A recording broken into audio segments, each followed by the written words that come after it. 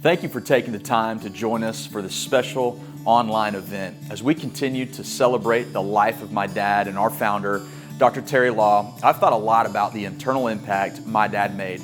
Not only did he fulfill his purpose for his generation, but he inspired so many to fulfill their purpose.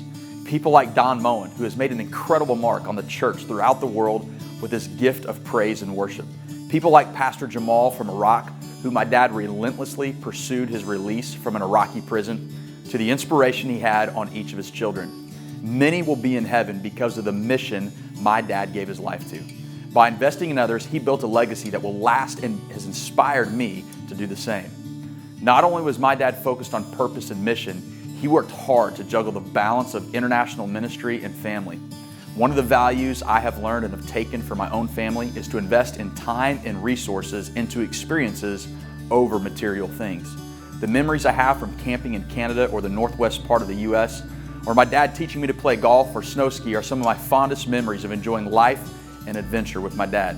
Early on, my dad helped create disciplines in us to develop a personal relationship with God. He taught us to hear the voice of the Lord and discern His direction.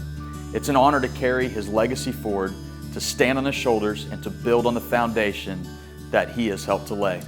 My dad was passionate about the Word of God. It's one of the reasons why we have focused on providing Bibles in nations restricted to the gospel message. Most recently, we have delivered over 150,000 Bibles into the country of Iran, over 30,000 this year alone.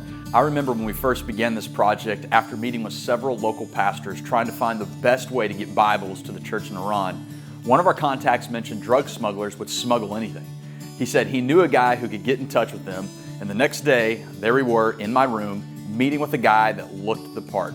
Long dark hair, wearing a black leather jacket, and smelling of cigarette smoke.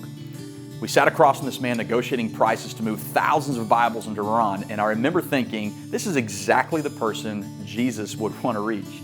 After several months, one of the smuggling groups actually called our local contact and asked permission if they could take a few of the Bibles for them and their families.